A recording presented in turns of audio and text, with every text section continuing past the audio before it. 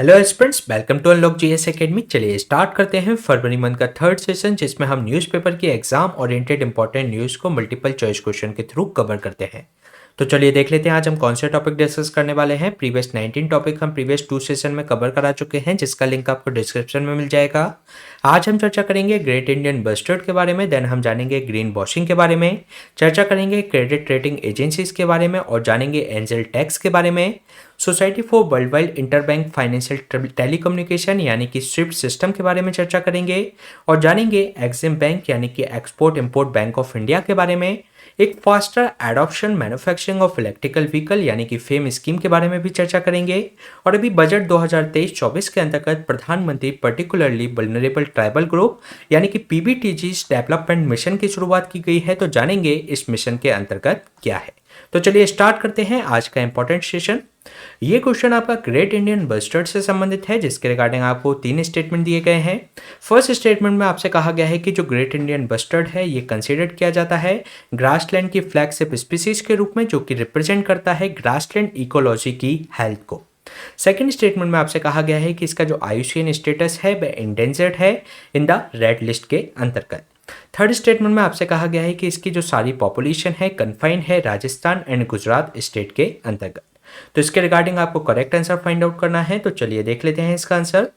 इसमें जो first statement में जो बात की गई है कि जो ग्रेट इंडियन बस्टर्ड है ये कंसीडर किया जाता है ग्रासलैंड की फ्लैगशिप स्पीसीज के रूप में, यानी कि जो ग्रासलैंड इकोलॉजी की हेल्थ को ये रिप्रेजेंट करती है, तो ये इसके अंतर्गत करेक्ट स्टेटमेंट है। इसके अलावा इसका जो आईयूसीएन स्टेटस है वह इंडेंजर्ड नहीं, बल्कि इसका जो आईयूसीएन स्टेटस है वह क्रिटिकली इंडेंजर्ड है, तो ये इसमें स्टेटमेंट रॉन्ग हो जाएगा। इसके अलावा थर्ड स्टेटमेंट में जो बात की गई है कि इसकी जो पॉपुलेशन है वह राजस्थान एंड गुजरात के अंतर्गत सारी पॉपुलेशन कन्फाइंड है, तो इसकी जो मोस्टली जो पॉपुलेशन है वह राजस्थान एंड गुजरात के अंतर्गत देखने को मिलेगी, लेकिन इसकी जो स्मॉल चंक्स ऑफ जो पॉपुलेशन है वह महाराष्ट्र, आंध्र प्रदेश, साथ ही साथ कर्नाटक के अंतर्गत भी आपको देखने को मिल जाएगी। तो इसलिए ये रॉन्ग स्टेटमेंट हो जाएगा, इसलिए इसका जो आंसर होगा C1 ओनली। चलिए जान लेते हैं अभी चर्चा में क्यों रहा। जो ग्रेट इंडियन बस्टर्ड हैं, जो हमारी जो ओवरहेड जो पावर लाइंस होती है उससे उनको खतरा होता है, तो इससे उनको प्रोटेक्शन करने के लिए सुप्रीम कोर्ट के द्वारा एक कमेटी को इस्टेब्लिश अपॉइंट किया गया था। अगर हम बात करें इस कमेटी की, तो ये 3 मेंबर कमेटी थी जिसको डिटरमाइन करना था कि टेक्निकल फिजिबिलिटी जो कि हमारी ओवरहेड जो पावर लाइंस होती हैं उसको अंडरग्राउंड के रूप में स्थापित किया जा सके। इसके अलावा ये कमेटी ने रिकमेंड किया कि इसके लिए एक इंस्टॉल किया जाए बर्ड डाइवर्टर्स को, जो कि जो फ्लाइंग बर्ड्स होंगे उनको 50 मीटर दूर रखेंगे इन पावर लाइन से। साथ ही साथ 2021 में सुप्रीम कोर्ट के द्वारा डायरेक्ट किया गया था जो पावर कंपनी से उनको कि जो लो वोल्टेज जो पावर लाइंस हैं उस एरिया को डिमार्केट करें, साथ ही साथ जो प्रायोरिटी और जो पोटेंशियल हैबिटेट बनाया जा सके ग्रेट इंडियन बस्टर्ड को उस एरिया में, जो भी आपके थार एंड जो कच्छ डेजर्ट हैं राजस्थान एंड गुजरात के अंतर्गत, उनके अंतर्गत अंडरग्राउंड जो पावर लाइंस है उनको पावर लाइंस को अंडरग्राउंड किया जा सके। इसके अंतर्गत जो प्रायोरिटी जोन्स हैं ऐसे एरियाज हैं जो कि पोटेंशियल रीजन हो सकते हैं इनके कंजर्वेशन प्रोग्राम के लिए, साथ ही साथ इनके ब्रीडिंग ग्राउंड्स भी ये स्थापित इसके अंतर्गत प्रायोरिटी जोन्स के अंतर्गत किए जा सकते हैं। हालांकि इसके अंतर्गत जो स्टेट गवर्नमेंट थी उसने जो सुप्रीम कोर्ट ने जो डायरेक्शंस दिए थे उससे कंप्लाई नहीं किया, क्योंकि उनके द्वारा ये मानना था कि जो अंडरग्राउंड जो पावर लाइंस हैं वह काफ़ी एक्सपेंसिव और इम्प्रैक्टिकल होंगी, और इसके अलावा जो कॉस्ट ऑफ जो सोलर पावर की जो रिड्यूस हो रही है लगातार, तो ऐसा करने से इसको जो अंडरग्राउंड अगर हम स्थापित किए करेंगे तो जो सोलर पावर की जो कॉस्ट है वह इंक्रीज हो जाएगी, जो कि इंडिया की कमिटमेंट है ग्रीन ग्रोथ के प्रति, तो उसको ये अंडरमाइन करेगी। इसके अलावा अगर हम बात करें ग्रेट इंडियन बस्टर्ड के बारे में, तो ये स्टेट बर्ड है राजस्थान की, और जो कि कंसिडर्ड किया जाता है इंडिया की मोस्ट क्रिटिकली इंडेंजर्ड बर्ड के रूप में, और ये एक जो ग्रासलैंड होता है उसकी फ्लैगशिप स्पीसीज है जो कि ग्रासलैंड इकोलॉजी की हेल्थ को रिप्रेजेंट करती है। इसकी जो पॉपुलेशन है मोस्टली आपको राजस्थान एंड गुजरात में देखने को मिलेगी, लेकिन इसकी जो स्मॉल पॉपुलेशन है वह महाराष्ट्र, कर्नाटक एंड आंध्र प्रदेश के अंतर्गत भी देखने को मिलती है। अगर हम बात करें इसकी जो जीवन पे खतरे के बारे में, तो जो हमारी कॉलिजन हो जाता है इनकी जो इलेक्ट्रोक्शन जो आपकी पावर ट्रांसमिशन लाइन होती है उससे, साथ ही साथ इनकी जो हंटिंग होती है, इनका जो लगातार हैबिटेट लॉस होते जा रहे हैं, तो जिसके कारण से इनके जीवन पर खतरा बना हुआ है। अगर हम बात करें इनके प्रोटेक्शन स्टेटस की, तो IUCN की रेड लिस्ट के अंतर्गत इनको क्रिटिकली इंडेंजर्ड स्थान दिया गया है। इसके अलावा जो convention of international trade in endangered species wild fauna and flora होता है, जिसको हम साइट्स लिस्ट के रूप में जानते हैं, उसके अपेंडिक्स 1 के रूप में इसमें रखा गया है। साथ ही साथ जो आपका जो कन्वेंशन ऑफ माइग्रेटरी स्पीसीज है, जिसको हम बोन कन्वेंशन के नाम से भी जानते हैं, तो उसके भी अपेंडिक्स 1 के अंतर्गत इसको प्रोटेक्शन दिया गया है। इसके अलावा जो हमारा वाइल्ड लाइफ प्रोटेक्शन एक्ट है 1972 का, जिसके अंतर्गत 6 शेड्यूल्स हैं, उसके शेड्यूल 1 के अंतर्गत इनको प्रोटेक्शन प्रोवाइड कराया गया है। अगर हम बात करें इनके जो प्रोटेक्शन मेजर्स की, क्या क्या इनके जो मेजर्स लिए जा रहे हैं इनके प्रोटेक्शन के लिए, तो एक स्पीसीज रिकवरी प्रोग्राम है जिसके अंतर्गत इनको स्थापित किया गया है। इस स्पीसीज रिकवरी प्रोग्राम के अंतर्गत जो कि चलाया जा रहा है integrated development of wild life habitat के रूप में, जो कि किसके द्वारा चलाया जा रहा है, ministry of environment, forest and climate change के द्वारा। इसके अंतर्गत एक नेशनल बस्टर्ड जो आपकी रिकवरी प्लान्स भी तैयार किए जा रहे हैं, जो कि करेंटली इंप्लीमेंट किया जाएगा कंजर्वेशन एजेंसी के द्वारा। साथ ही साथ एक कंजर्वेशन जो ब्रीडिंग फैसिलिटी स्थापित करने का प्रयास किया जा रहा है, जो ministry of environment, forest and climate change है, साथ ही साथ जो राजस्थान गवर्नमेंट है और जो wild life institute of India है, वह उन्होंने इस्टेब्लिश करना है एक कंजर्वेशन ब्रीडिंग फैसिलिटी को इन्होंने स्थापित किया था। डेजर्ट नेशनल पार्क जो है, मरु उद्यान है जैसलमेर के अंतर्गत 2019 में उसको स्थापित उन्होंने किया था। इसके अलावा इसका जो ऑब्जेक्टिव है इस प्रोग्राम का, कि एक कैप्टिव जो पॉपुलेशन है ग्रेट इंडियन बस्टर्ड की, उसको स्थापित किया जा सके इस जैसलमेर के अंतर्गत। साथ ही साथ फिर इसके जो स्मॉल चिक्स होंगे उसको रिलीज कर दिया जाएगा वाइल्ड के अंतर्गत, जिससे कि ग्रेट इंडियन बस्टर्ड की पॉपुलेशन को इंक्रीज किया जा सके।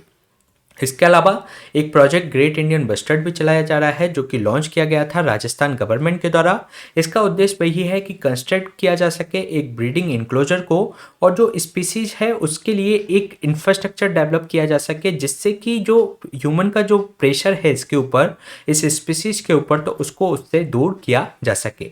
साथ ही साथ इनके लिए एक इको फ्रेंडली मेजर्स भी इसके अंतर्गत तैयार किए जा सके, और इसमें एक टास्क फोर्स भी गठित की गई है कि क्या इको फ्रेंडली मेजर्स हो सकते हैं इनके मिटिगेट करने के लिए, जो इन पे जो खतरे मंडरा रहे हैं उसके लिए मिटिगेट करने के लिए क्या उसमें सजेशंस हो सकते हैं, इको फ्रेंडली मेजर्स हो सकते हैं, उसके बारे में सजेस्ट करने के लिए एक टास्क फोर्स भी गठित की गई है। तो ये क्वेश्चन हमने डिस्कस किया ग्रेट इंडियन बस्टर्ड के बारे में। चलिए चलते हैं नेक्स्ट क्वेश्चन पे। नेक्स्ट क्वेश्चन ये आपका ग्रीन वॉशिंग से संबंधित है, जिसके रिगार्डिंग आपसे पूछा गया है कि इसमें से कौन सा स्टेटमेंट में ग्रीन वॉशिंग को कौन बेस्ट डिस्क्राइब करता है। ये क्वेश्चन आपके यूपीएससी 2022 के अंतर्गत ये क्वेश्चन पूछा गया था। इससे पहले यूपीपीसीएस के अंतर्गत भी ये क्वेश्चन पूछा जा चुका है। अगर हम बात करें इसके स्टेटमेंट के बारे में, तो ये फर्स्ट स्टेटमेंट के अंतर्गत इसमें कहा गया है कि ये कन्वे करते हैं फॉल्स इंप्रेशन कंपनी के प्रोडक्ट के बारे में, कि वह उनका जो प्रोडक्ट है वह इको फ्रेंडली और एनवायरमेंटली साउंड है।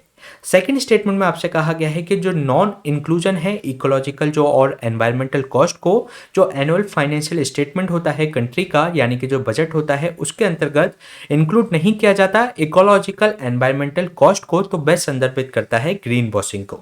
थर्ड स्टेटमेंट में आपसे कहा गया है कि ये इग्नोर करते हैं जो डिजास्टर्स जो इकोलॉजिकल कॉन्सिक्वेंसेस हो सकते हैं कोई भी इंफ्रास्ट्रक्चर प्रोजेक्ट के, तो इसको ये इग्नोर इसके अंतर्गत किया जाता है। फोर्थ स्टेटमेंट में आपसे कहा गया है कि ये एक मैंडेटरी प्रोविजन है एनवायरमेंटल कॉस्ट को, जो भी आपके गवर्नमेंटल प्रोजेक्ट या स्कीम जो प्रोग्राम तैयार किए जाते हैं उसके लिए मैंडेटरी इसका एक प्रोविजन किया गया है। तो इसके रिगार्डिंग आपको करेक्ट स्टेटमेंट फाइंड आउट करना है, तो चलिए देख लेते हैं। अगर इसमें जो बात करें जो ग्रीन वॉशिंग के बारे में, तो जो ग्रीन वॉशिंग क्या होती है कि ये एक तरीके का फॉल्स इंप्रेशन होता है कि जो कंपनी का प्रोडक्ट इस तरीके से दर्शाने की कोशिश करती है कंपनी कि हमारा ये जो प्रोडक्ट तैयार किया गया है वह एक इको फ्रेंडली वे में तैयार किया गया है। इसमें जो रॉ मटेरियल यूज किए गए हैं वह इको फ्रेंडली मटेरियल इसमें यूज किए गए हैं। साथ ही साथ इसकी जो वर्किंग होगी, यानी कि इसको जब यूज किया जाएगा तो वह एनवायरमेंटली साउंड होगा। तो इस तरीके से एक फॉल्स इंप्रेशन यानी कि एक झूठा इंप्रेशन इसके अंतर्गत प्रदर्शित करने का प्रयास किया जाता है। तो इसके अंतर्गत इसका फर्स्ट स्टेटमेंट करेक्ट है, इसलिए इसका जो आंसर हो जाएगा ए। चलिए जान लेते हैं अभी चर्चा में क्यों रहा। जो सेबी के अंतर्गत इन्होंने नोटिफाई किया है कि जो ग्रीन बॉन्ड्स जो रिलीज किए जा रहे हैं उसमें क्या करना चाहिए, यानी कि क्या डू होना चाहिए या क्या डोंट, यानी कि उसमें क्या नहीं करना चाहिए, कि ग्रीन वॉशिंग को अवॉइड किया जा सके, तो उसके बारे में इन्होंने कुछ नोटिफिकेशंस रिलीज किए हैं। अगर हम बात करें ग्रीन बॉन्ड्स के बारे में, तो जो ग्रीन बॉन्ड्स होते हैं, ये बॉन्ड इशू किए जाते हैं कोई भी सॉवरेन एंटिटी के द्वारा, यानी कि कोई गवर्नमेंट इसको रिलीज कर सकती है। इसके अलावा कोई इंटर गवर्नमेंटल ग्रुप्स, अलायंस या जो कॉर्पोरेट्स हैं इसको रिलीज कर सकते हैं, और जिसके माध्यम से जो फंड इसमें प्राप्त किया जाएगा तो उसको यूटिलाइज किया जाएगा एनवायरमेंटली सस्टेनेबल प्रोजेक्ट के अंतर्गत। इसके अंतर्गत हालांकि अगर हम बात करें इसमें जो पॉसिबल मिसयूज हो सकता है ग्रीन बॉन्ड्स का ग्रीन वॉशिंग के लिए, तो इस तरीके के कंसर्न्स इसके अंतर्गत जताए जा रहे हैं। तो इसलिए ही उन्होंने सेबी ने नोटिफाई किए हैं कि क्या करना चाहिए और क्या नहीं करना चाहिए। अगर हम बात करें जो अगर ग्रीन वॉशिंग की, तो इसकी कोई यूनिवर्सल डेफिनेशन नहीं है, लेकिन जो ग्रीन वॉशिंग के जैसे कि अभी हमने डिस्कस किया, जो ग्रीन वॉशिंग एक इस तरीके से होता है कि ये फॉल्स, मिसलीडिंग और अनसस्टेनेबल वे में, यानी कि सब्सटेंटिएट नहीं किया जाता है इसके अंतर्गत, और जो अदरवाइज अगर इनकम्प्लीट इसके अंतर्गत क्लेम किया जाता है कि उनका जो प्रोडक्ट है वह सस्टेनेबिलिटी की शर्त को पूरा करता है, साथ ही साथ उनके जो बिजनेस ऑपरेशंस हैं या उनकी जो सर्विसेज उनके द्वारा दी जा रही हैं वह सस्टेनेबल वे में दी जा रही हैं, लेकिन जो उनके द्वारा जो क्लेम किया जा रहा है उसको वह सब्सटेंटेटेड नहीं कर सकते। इसके अलावा जो ड्यूरिंग द COP27 हुई, जो शर्म अल शेख के अंतर्गत इजिप्ट के अंतर्गत जो आयोजित की गई थी, उसके अंतर्गत जो यूएन के जो सेक्रेटरी जनरल थे उनके द्वारा जो जीरो टॉलरेंस अपनाने की बात की गई ग्रीन वॉशिंग के प्रति। अगर हम बात करें ग्रीन वॉशिंग को एक एग्जाम्पल के थ्रू समझने की कोशिश करें, तो इसका जो मोस्ट एग्जाम्पल जो चलता है वह जो वॉक्सवैगन है उसके द्वारा ये एडमिट किया गया था कि जो इमिशंस के जब उनके टेस्ट होते थे, उनकी जो गाड़ी के जो इमिशंस के जब टेस्ट किए जाते थे, तो उसके अंतर्गत वह चीटिंग करते थे। इसके अंतर्गत वे इसमें जो वेरियस व्हीकल्स के अंतर्गत एक डिफेक्ट डिवाइस को लगा देते थे, जिसके कारण से उनके जो इमिशंस आते थे जब उसकी टेस्टिंग के समय पर, तो वह इमिशंस कम होते थे। और उनके द्वारा इस तरीके से प्रेजेंट किया जाता था कि उनके द्वारा जो व्हीकल तैयार किए गए हैं वे लो इमिशन क्रिएट करते हैं और साथ ही साथ वे इको फ्रेंडली हैं। लेकिन अगर एक्चुअल रूप से उसको जब देखा गया तो ये जो इंजन थे वे लगभग 40 टाइम्स जो अलाउड लिमिट होती है नाइट्रोजन ऑक्साइड पॉल्यूटेंट्स को वातावरण में रिलीज करने की, तो उसके वो 40 टाइम्स थे एक्चुअली में। तो इस तरीके से उन्होंने अपने जो प्रोडक्ट है, यानी कि उनके द्वारा जो कारें निकाली जाती हैं, तो उसमें ये एक साबित करने का कोशिश की कि जो उनके द्वारा जो प्रोडक्ट निकाला जा रहा है वह एनवायरनमेंट फ्रेंडली है, जबकि वह इस तरीके का एनवायरनमेंट फ्रेंडली नहीं था। तो इस तरीके की जो टर्म है, इसके लिए जो टर्म यूज की जाती है वह ग्रीन वॉशिंग इसके अंतर्गत यूज की जाती है।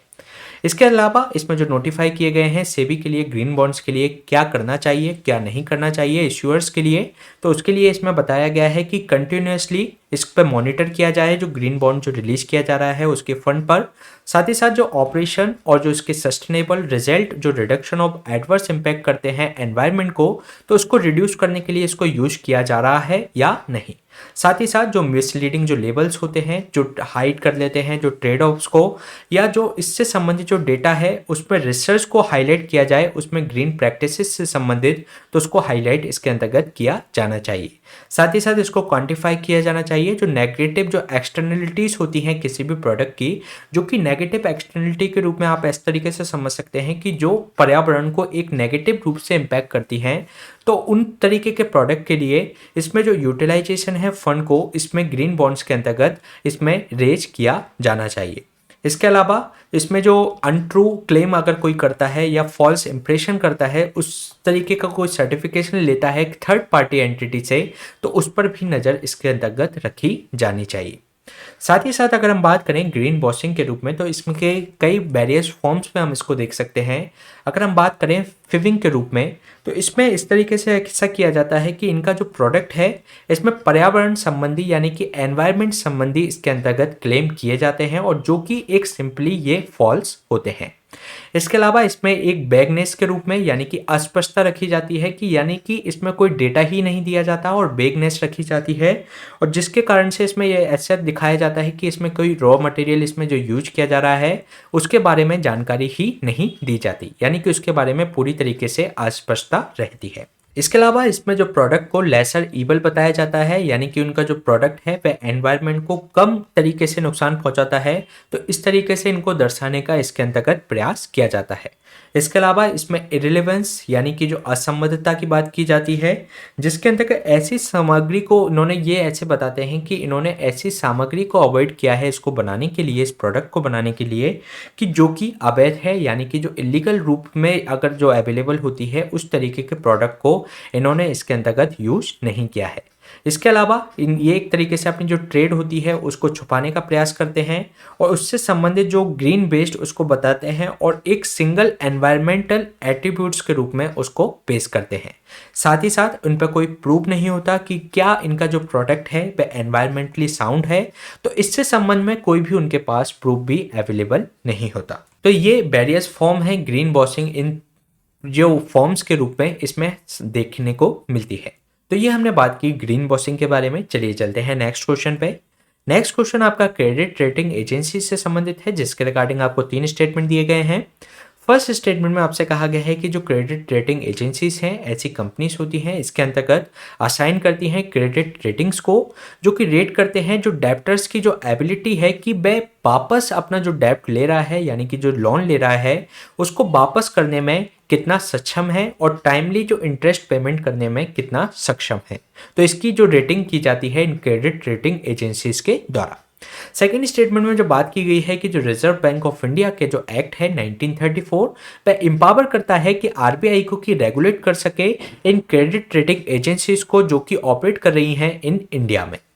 थर्ड स्टेटमेंट में आपसे कहा गया है कि ये हेल्प करता है कि जो फॉरेन इन्वेस्टमेंट है उसको एक तरीके से जो कंट्रीज की बर्थ है वो इन्वेस्टमेंट डेस्टिनेशन के रूप में, अगर किसी कंट्री की इसके अंतर्गत जो रेटिंग अच्छी होगी तो वह एक तरीके से इन्वेस्टमेंट डेस्टिनेशन के रूप में उसको स्थापित किया जाता है।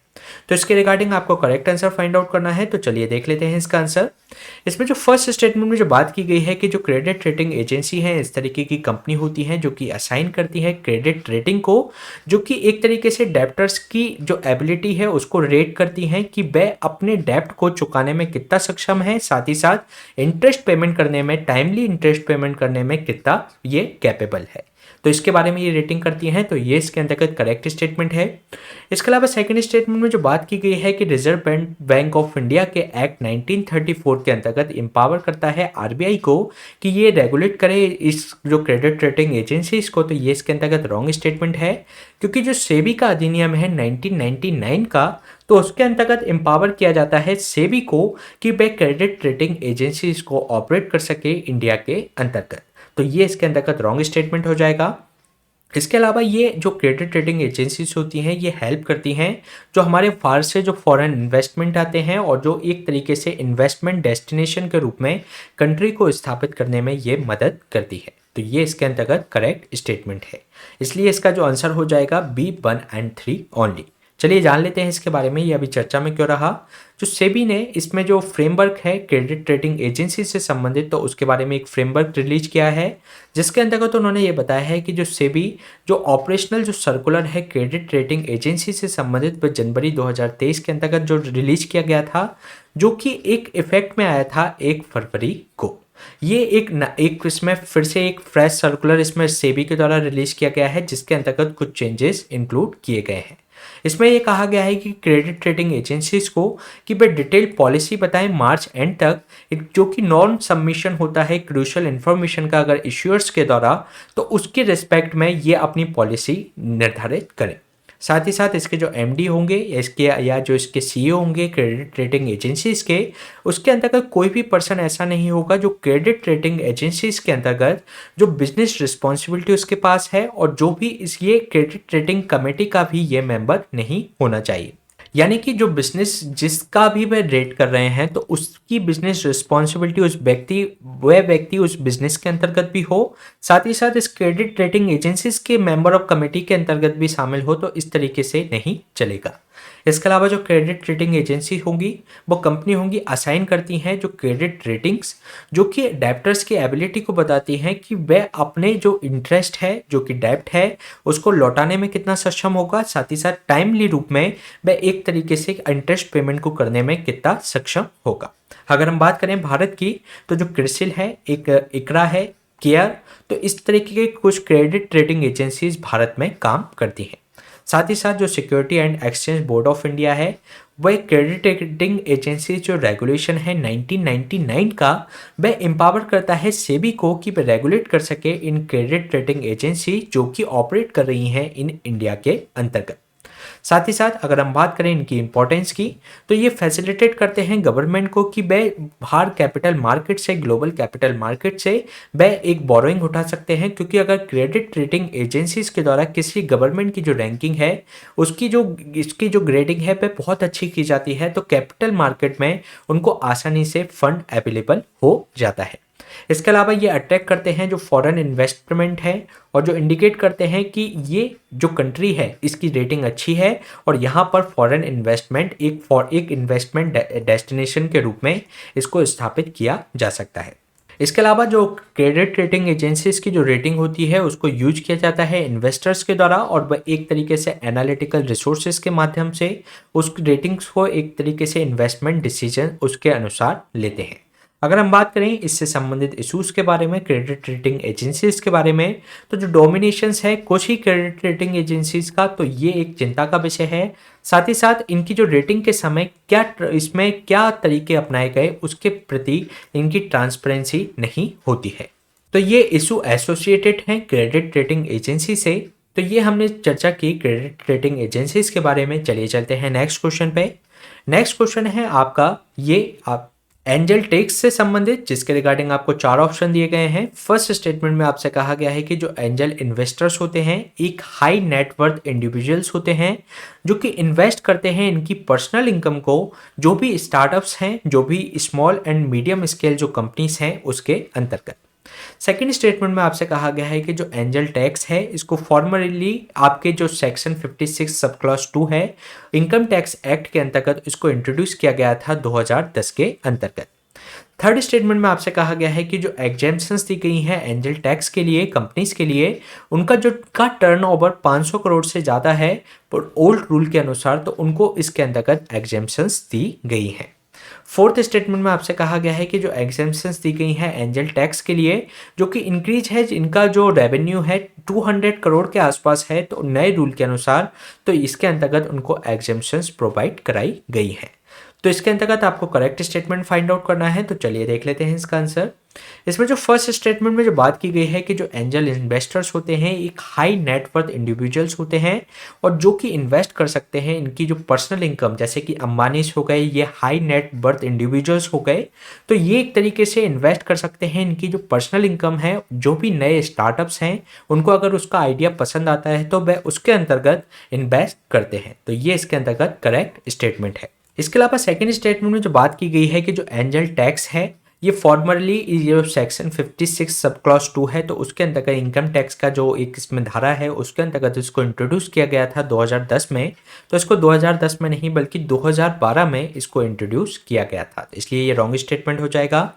इसके अलावा जो थर्ड स्टेटमेंट में जो बात की गई है कि जो एंजल टैक्स से संबंधित जो कंपनी के जो टर्नओवर अगर 500 करोड़ से ज़्यादा का होगा, 500 करोड़ तक का होगा, तो वो उसको एग्जेम्प्ट किया गया है, तो ये रॉन्ग स्टेटमेंट है, क्योंकि इसके अंतर्गत जो टर्म रखी गई है वह जो एग्जेम्पशन जो लिमिट थी जो पुराने रूल्स के अनुसार वह 100 करोड़ तक की थी, ना कि 500 करोड़ तक की, और नए रूल के अंतर्गत इसको 500 करोड़ कर दिया गया, तो इसके अंतर्गत ये रॉन्ग स्टेटमेंट हो जाएगा। इसके अलावा जो एग्जेम्पशंस है इसका जो रेवेन्यू जनरेट होता है वह इंक्रीज कर दिया गया है 200 करोड़ का, जो कि नए रूल के अनुसार जो इंक्रीज किया गया है वह 100 करोड़ इसका रेवेन्यू अगर होगा तो उसको एग्जेम्प्ट किया जा सकता है। मतलब 100 करोड़ तक का जो रेवेन्यू जनरेट करती है कंपनी तो उसको इसके अंतर्गत एग्जेम्प्ट किया गया है, तो ये इसके अंतर्गत रॉन्ग स्टेटमेंट है, इसलिए इसका जो आंसर हो जाएगा सी ओनली 1 इज ट्रू।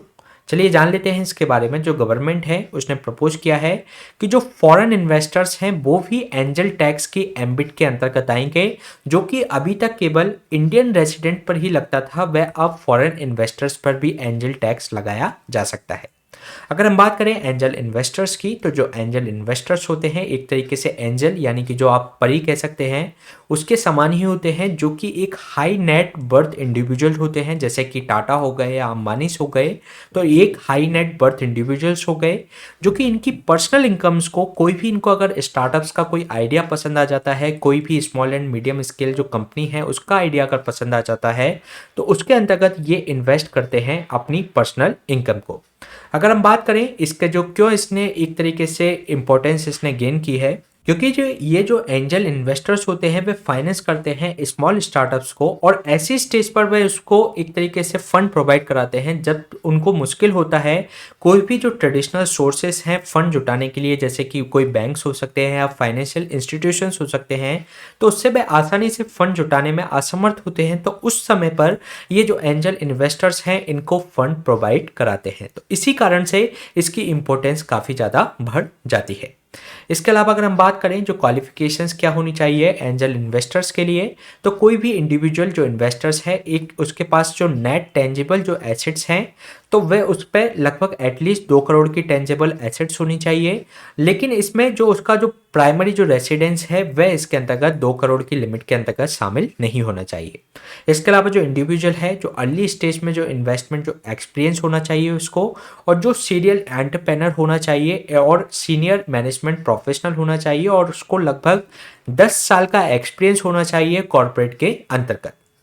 इसके अलावा जो अल्टरनेटिव जो इन्वेस्टमेंट फंड है उसके अंतर्गत इनको रजिस्टर्ड किया जाता है सेबी के द्वारा अल्टरनेट इन्वेस्टमेंट फंड रेगुलेशन 2012 के अंतर्गत, और इसमें जो वेंचर कैपिटल फंड भी होता है उसको भी सेबी के अल्टरनेट इन्वेस्टमेंट फंड के रूप में रेगुलेशंस के अंतर्गत इनको लाया गया है।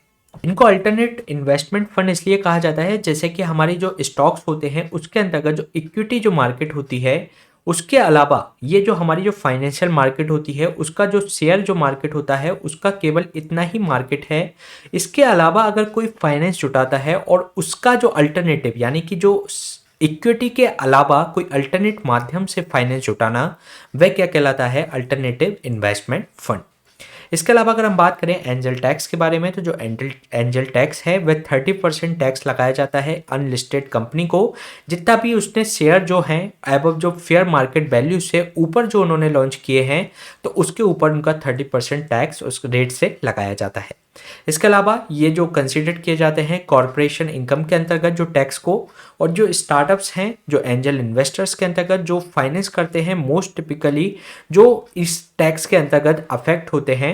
इसके अलावा जो एंजल टैक्स है जो इनेक्ट किया गया था 2012 में अंडर द जो सेक्शन आपको ध्यान रखने की जरूरत नहीं, जो इनकम टैक्स एक्ट है 1961 के अंतर्गत, तो उसको 2012 में इसमें जो मनी लॉन्ड्रिंग को कम्बैट करने के लिए इसको इंट्रोड्यूस इसके अंतर्गत किया गया था।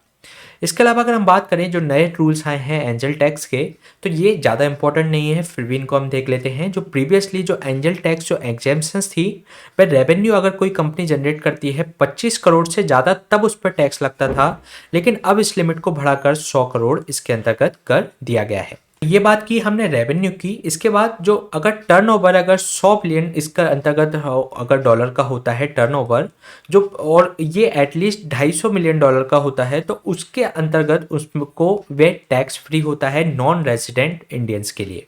यानी कि उनकी जो नेट वर्थ हो वह 100 मिलियन डॉलर की हो और उनका जो टर्नओवर हो 250 मिलियन डॉलर का हो, तो वह उस तरीके का जो इन्वेस्टमेंट उसके अंतर्गत किया जाता है वह टैक्स फ्री के रूप में रखा गया है। इसके अलावा जो क्वालिफाइड जो स्टार्टअप्स हैं वो रजिस्टर्ड होने चाहिए गवर्नमेंट के अंतर्गत, और जो ऑपरेशन है उनका जो 10 साल से कम का होना चाहिए। जो स्टार्टअप्स की अगर हम बात करें तो उनका जो एक्सपीरियंस है वो ऑपरेशन है 10 साल से कम का होना चाहिए, और उन्होंने अभी तक 100 मिलियन डॉलर जनरेट नहीं किए हों एट दैट टाइम पर।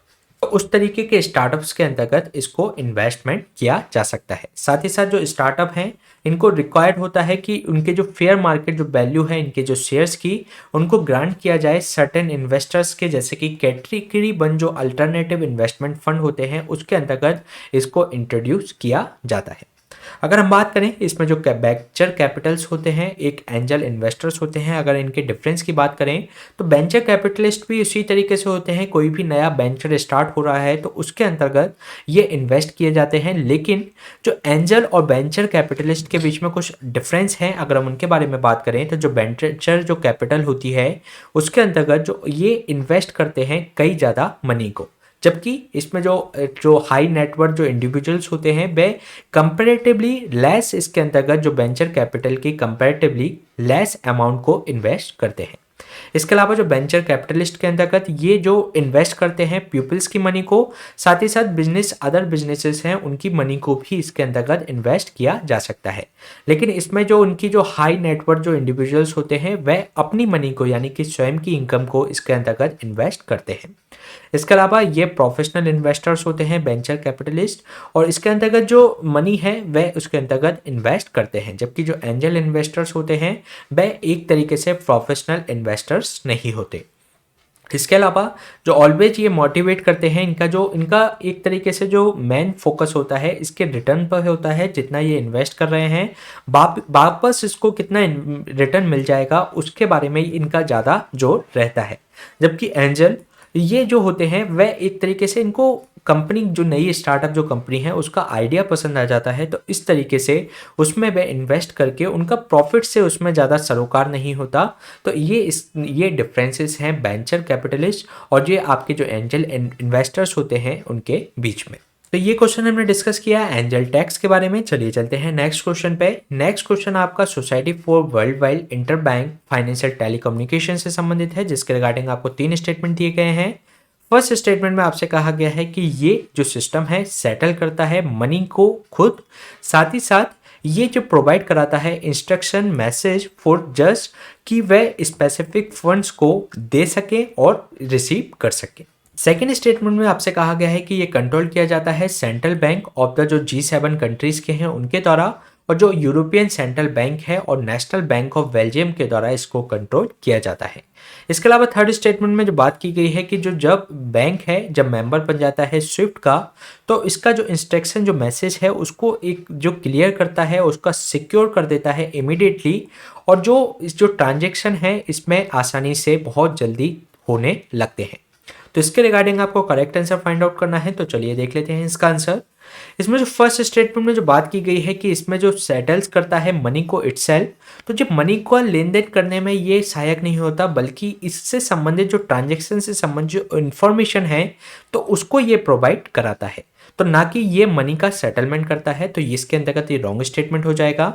इसके अलावा सेकंड स्टेटमेंट में जो बात की गई है कि ये कंट्रोल किए जाते हैं central bank of the G7 countries के द्वारा, तो ये रॉन्ग स्टेटमेंट है क्योंकि ये कंट्रोल किए जाते हैं central bank of the G10 countries के द्वारा, और ये जो यूरोपियन सेंट्रल बैंक है और नेशनल बैंक ऑफ बेल्जियम है उसके द्वारा इसको कंट्रोल किया जाता है। तो ये इसके अंतर्गत करेक्ट है, लेकिन ये G7 कंट्रीज के द्वारा नहीं बल्कि G10 कंट्रीज के द्वारा किया जाता है, इसलिए ये रॉन्ग स्टेटमेंट हो जाएगा।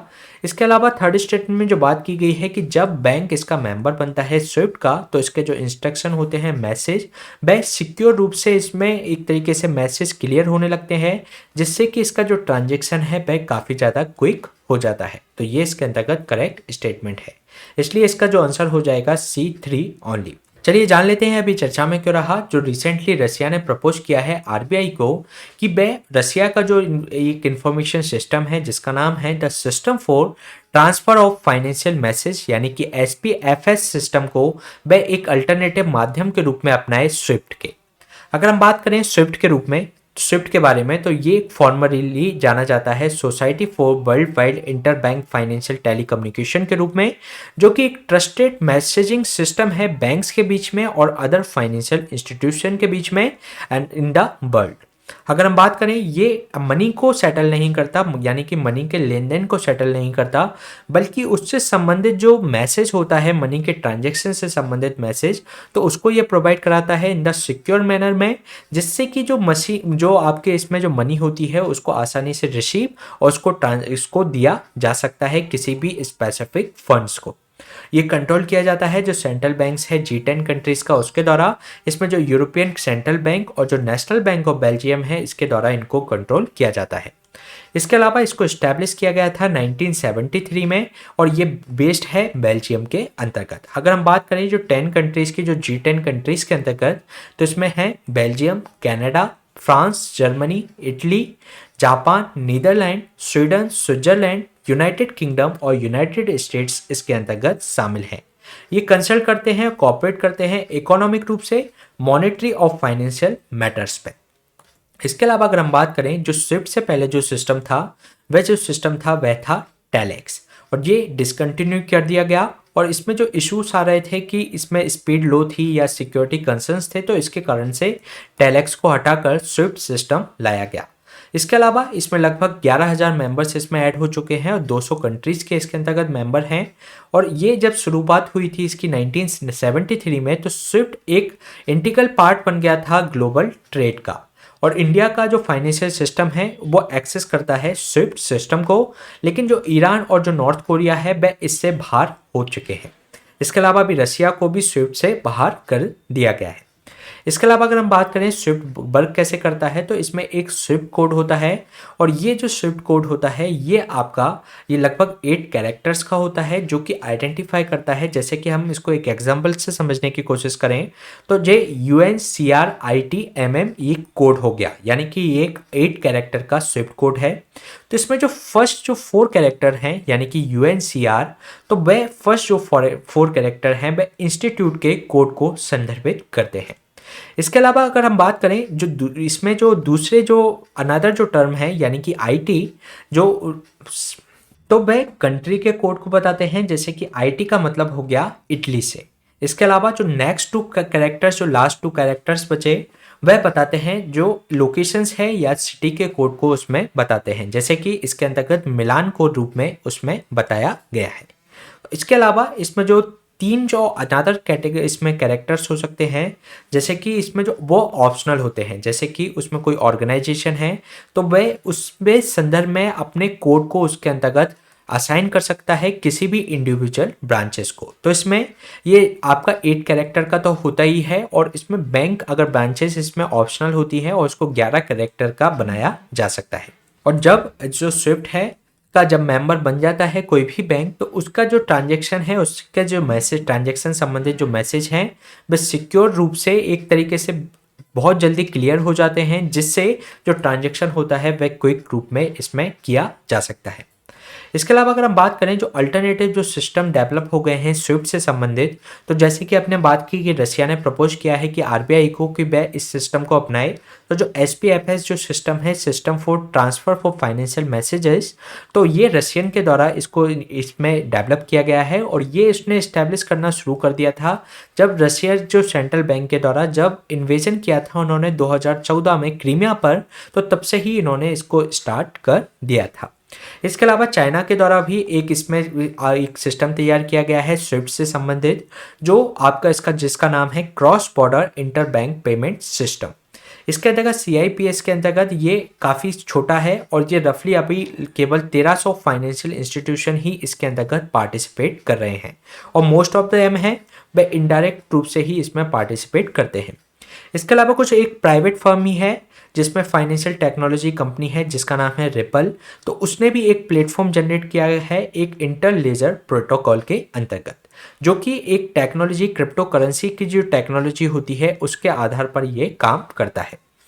इसके अलावा क्रिप्टो करेंसी पर आधारित भी एक मॉडल तैयार करने का प्रयास किया जा रहा है रसिया के द्वारा, जो कि अभी जिसका नाम है डिजिटल रबल, और इसको अभी लॉन्च नहीं किया गया है।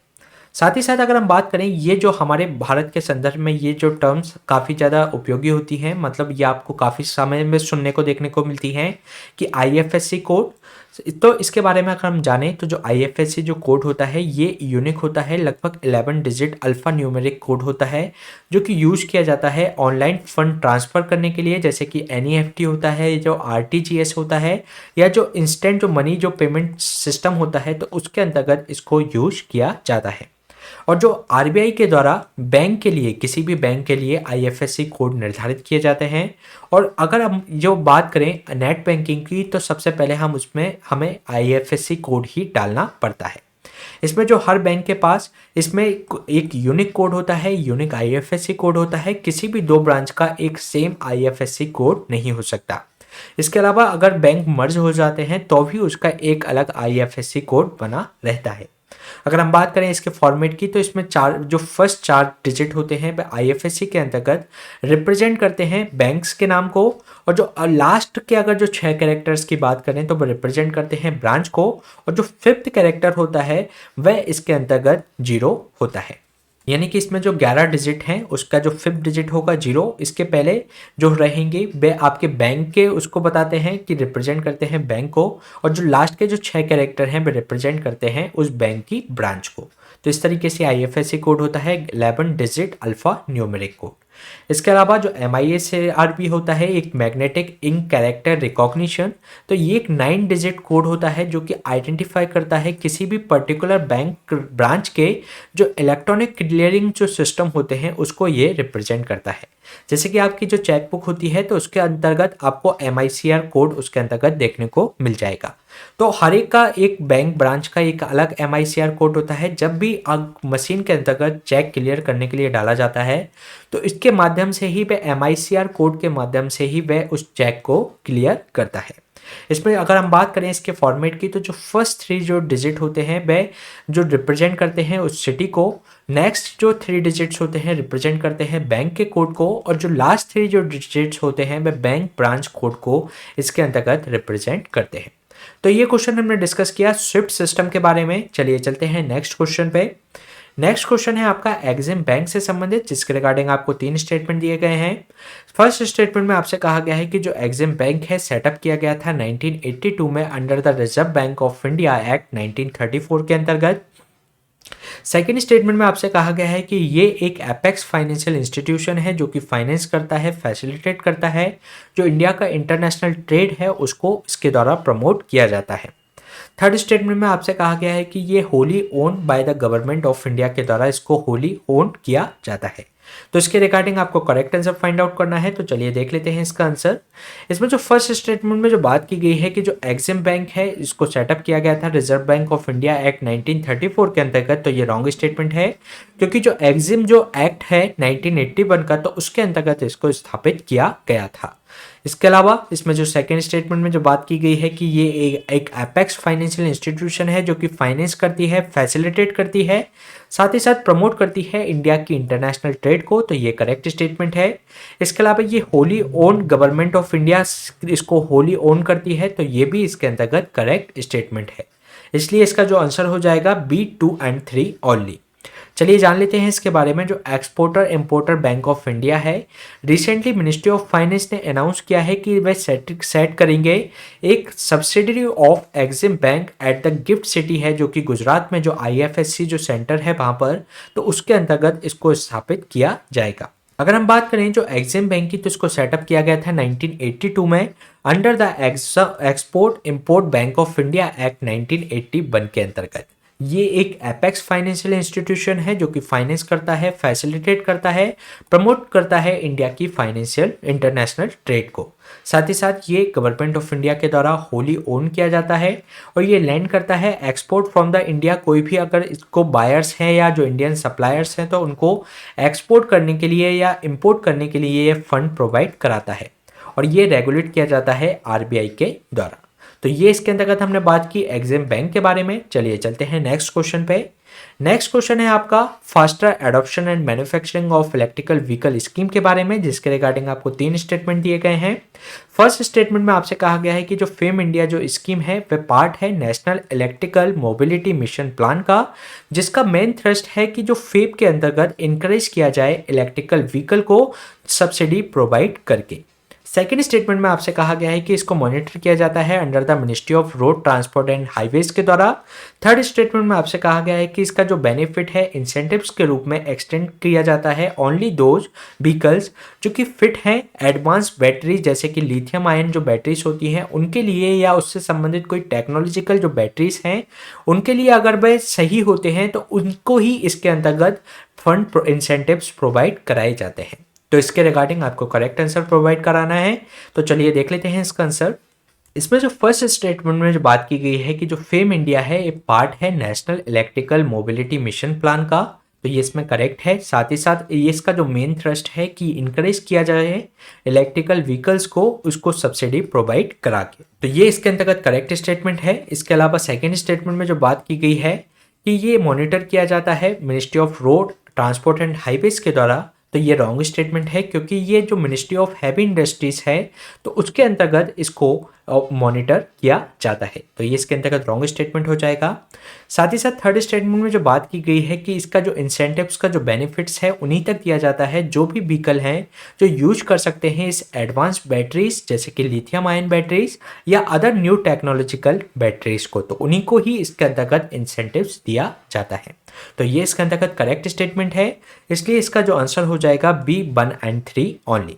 चलिए जान लेते हैं इसके बारे में। जो महाराष्ट्र ने टॉप किया है जो sale of the electrical vehicle है उस लिस्ट के अंतर्गत, इसके अंतर्गत जो फेम 2 के अंतर्गत जो सब्सिडी है वो अवेल की है महाराष्ट्र ने सबसे ज़्यादा, और उसके बाद कर्नाटक का इसमें नंबर आ रहा है।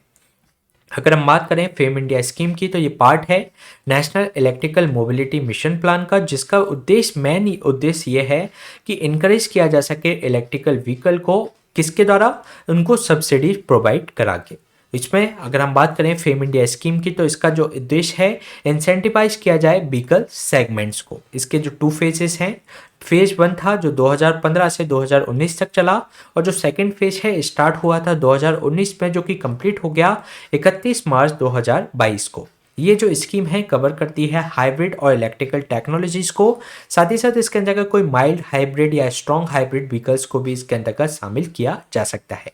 इसकी जो मॉनिटरिंग अथॉरिटी है डिपार्टमेंट ऑफ हैवी इंडस्ट्रीज इसको मॉनिटर करती है, जो कि ministry of heavy industry and public enterprises के अंतर्गत आती है। इसके जो 4 फोकस एरियाज हैं जैसे कि टेक्नोलॉजिकल डेवलपमेंट करना, इनसे संबंधित इलेक्ट्रिकल व्हीकल हैं उनकी डिमांड क्रिएट करना और उनको पायलट प्रोजेक्ट के रूप में स्थापित करना, और इससे संबंधित जो चार्जिंग इंफ्रास्ट्रक्चर हैं उसको इस जगह जगह पर स्थापित करवाना। इसके अलावा अगर हम इसके ऑब्जेक्टिव की बात करें तो फास्टर एडॉप्ट किया जाए इन इलेक्ट्रिकल और जो हाइब्रिड व्हीकल्स हैं उनको, जिसके कारण से इसमें जो प्रोवाइड कराया जा रहा है इंसेंटिव्स की, अगर कोई व्यक्ति इलेक्ट्रिकल व्हीकल को परचेज करता है तो उसके अंतर्गत उनको कुछ इंसेंटिव्स उसके अंतर्गत प्रोवाइड कराया जाता है। साथ ही साथ नेसेसरी चार्जिंग इंफ्रास्ट्रक्चर को इलेक्ट्रिकल व्हीकल के लिए स्थापित किया जाए।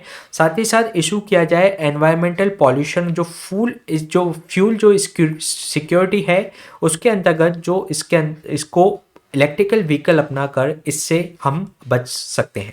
तो ये क्वेश्चन हमने डिस्कस किया फेम स्कीम के बारे में। चलिए चलते हैं नेक्स्ट क्वेश्चन पे। नेक्स्ट क्वेश्चन है आपका ये जो प्रधानमंत्री particularly vulnerable tribal group development mission जो कि अभी बजट 2023-24 के अंतर्गत इसको स्टार्ट किया गया, तो इसके बारे में आपके सामने 3 स्टेटमेंट दिए गए हैं। फर्स्ट स्टेटमेंट में आपसे कहा गया है कि ये जो मिशन है प्रपोज किया गया था बजट 2023-24 के अंतर्गत, जो कि इंप्रूव करेगा socio economic conditions of particularly vulnerable tribal groups की। सेकेंड स्टेटमेंट में आपसे कहा गया है कि अमाउंट इसमें दिया गया है 15,000 करोड़ का, जो कि अवेलेबल करेगा इस मिशन को अगले 3 साल तक इम्प्लीमेंट करने के लिए। थर्ड स्टेटमेंट में आपसे कहा गया है कि 1973 में डेवार कमीशन की सिफारिश पर क्रिएट किया गया था प्रिमिटिव ट्राइबल ग्रुप्स को, जो कि एक सेपरेट कैटेगरी के रूप में इसको स्थापित किया गया था, जो कि लेस डेवलपिंग थे इन ट्राइबल ग्रुप्स के अंतर्गत उनको। तो इसके अंतर्गत आपको करेक्ट आंसर फाइंड आउट करना है, तो चलिए देख लेते हैं इसका आंसर। इसमें जो फर्स्ट स्टेटमेंट में जो बात की गई है कि ये जो मिशन है ये प्रपोज किया गया था बजट 2023-24 के अंतर्गत, जो कि इंप्रूव करेगा इनकी जो पीबीटीजीज हैं उनकी सोशियो इकोनॉमिक कंडीशंस को। तो ये इसके अंतर्गत करेक्ट स्टेटमेंट है। इसके अलावा सेकंड स्टेटमेंट में जो बात की गई है कि इसमें जो 15,000 करोड़ इसके लिए प्रोवाइड कराए गए हैं अगले 3 साल तक, इसमें की जो भी डेवलपमेंट एक्शन प्लान है शेड्यूल्ड ट्राइब्स के तो इसके अंतर्गत स्थापित किए जा सके, तो इसके लिए फंड प्रोवाइड कराया गया है। तो ये इसके अंतर्गत करेक्ट स्टेटमेंट है। इसके अलावा थर्ड स्टेटमेंट में जो बात की गई है कि डेवार कमीशन की सिफारिश पर एक क्रिएट की गई थी 1973 में प्रिमिटिव ट्राइबल ग्रुप्स को, जो कि एक सेपरेट कैटेगरी के रूप में स्थापित की गई, जो कि लेस डेवलप थे इन द ट्राइबल ग्रुप्स के अंतर्गत। तो ये भी इसके अंतर्गत करेक्ट स्टेटमेंट है, इसलिए इसका जो आंसर हो जाएगा डी 1, 2 एंड 3। चलिए जान लेते हैं इसके बारे में। जो रिसेंटली इस मिशन को प्रपोज किया गया है बजट 2023-24 के अंतर्गत, जिससे कि सोशियो इकोनॉमिक कंडीशन सुधारी जा सके पर्टिकुलर वल्नरेबल ट्राइबल ग्रुप्स की। ये सैचुरेट करता है एक तरीके से जो पीबीटीजीज जो फैमिलीज हैं उनके जो हैबिटेशंस हैं उनकी जो बेसिक फैसिलिटीज़ हैं उनको प्रोवाइड होनी चाहिए, जैसे कि safe housing, clean drinking waters और उनकी जो एक्सेस टू द एजुकेशन और जो हेल्थ के में उनकी जो एक्सेस है उसके अंतर्गत उनको बढ़ाया जाना चाहिए। इसके अलावा जो अमाउंट है 15,000 करोड़ इसके लिए प्रोवाइड कराया गया है, जिससे कि जो शेड्यूल्ड ट्राइब्स के लिए डेवलपमेंट एक्शन प्लान चला सके अगले 3 साल तक। साथ ही साथ अगर हम बात करें जो इंडिया की, अगर तो इंडिया में लगभग ट्राइबल पॉपुलेशन है लगभग 8.6% ऑफ द टोटल पॉपुलेशन। इसके अंतर्गत अगर हम बात करें तो 75 पीबीटीजीज इसके अंतर्गत आइडेंटिफाई की गई हैं इन द कंट्री, और इसके अंतर्गत उड़ीसा में सबसे ज़्यादा पीबीटीजीज पाई जाती हैं। और जो पीबीटीजीज हैं सहरिया की अगर हम बात करें तो सहरिया जो कम्युनिटी है उसकी सबसे ज़्यादा पॉपुलेशन पीबीटीजीज के अंतर्गत है। इसके अलावा अगर हम बात करें जो अलग कैटेगरी बनाने की, तो जो 1973 में जो डेवार कमीशन था उसने एक क्रिएट किया था प्रिमिटिव ट्राइबल ग्रुप को, और ये वे ग्रुप थे जो कि ट्राइबल ग्रुप के अंतर्गत ही वे काफ़ी लेस डेवलप थे, तो इसके कारण से उनको एक सेपरेट कैटेगरी के रूप में स्थापित किया गया था डेवार कमीशन के द्वारा। इन 2006 की अगर हम बात करें तो गवर्नमेंट ने जो पीटीजीज के रूप में इनको स्थापित किया गया था उसको रीनेम करके पर्टिकुलरली वल्नरेबल ट्राइबल ग्रुप्स के रूप में स्थापित कर दिया। अगर हम बात करें गवर्नमेंट किस तरीके से इनको आइडेंटिफाई करती है पीबीटीजीज के रूप में, तो अगर हम बात करें तो जो प्री एग्रीकल्चर जो लेवल ऑफ टेक्नोलॉजी है वह अगर कोई कम्युनिटी अपनाती है तो उनको पीबीटीजीज में शामिल किया जा सकता है। साथ ही साथ इनकी जो लिटरेसी लेवल है वह लो होना चाहिए, इकोनॉमिक बैकवर्ड होने चाहिए, या जो इनकी जो पॉपुलेशन है एक या तो कम होती होनी चाहिए या रुकी हुई होनी चाहिए। तो इस तरीके के 4 कैटेगरी हैं जो कि ट्राइबल ग्रुप से इनको पीबीटीजीज के रूप में इसको नॉमिनेट किया जा सकता है।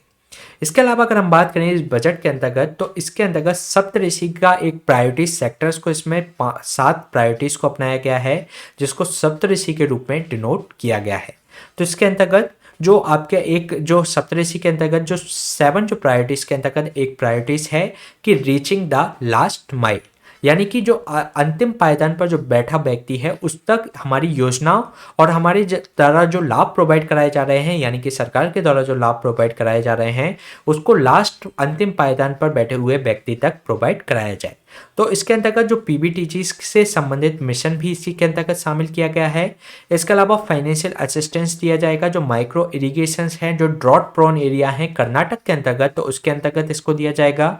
और जो इसमें जो 740 एकलव्य मॉडल रेसिडेंशियल स्कूल हैं उसके अंतर्गत लगभग 38,800 नए टीचर्स को इसमें शामिल किया जाएगा, और free and food grains provide कराया जाएगा सारे अत्यंत और प्राइमरी जो हाउस होल्ड्स हैं। एक ईयर के अंतर्गत जो प्रधानमंत्री गरीब कल्याण योजना चल रही है उसको एक्सटेंड कर दिया गया है 1 साल के लिए। और साथ ही साथ जो भारत श्री प्रोग्राम के अंतर्गत जो डिजिटाइजेशन किया जाएगा, जो हमारी एंशियंट जो इंस्क्रिप्शंस हैं उसको इसके अंतर्गत संरक्षित करने का प्रयास किया जाएगा भारत श्री स्कीम के अंतर्गत।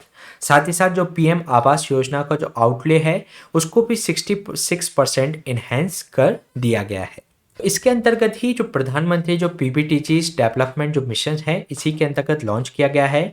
अगर आप बजट पर पूरी तरीके से ये डिस्कस करना चाहते हैं तो इसके अंतर्गत हमने एक वीडियो बनाया है जिसके अंतर्गत हमने बजट के बारे में कुछ बेसिक्स के बारे में चर्चा की है, उसकी कुछ की हाइलाइट्स के बारे में, और जो 7 प्रायोरिटीज़ हैं जो इसको सप्तऋषि के रूप में डिनोट किया गया है उसके बारे में भी डिटेल में डिस्कस किया गया है, जिसके अंतर्गत हमने जो सारी योजनाओं के बारे में डिस्कस किया है। तो आप का इस वीडियो को भी देख सकते हैं जिसकी लिंक आपको डिस्क्रिप्शन बॉक्स में मिल जाएगी।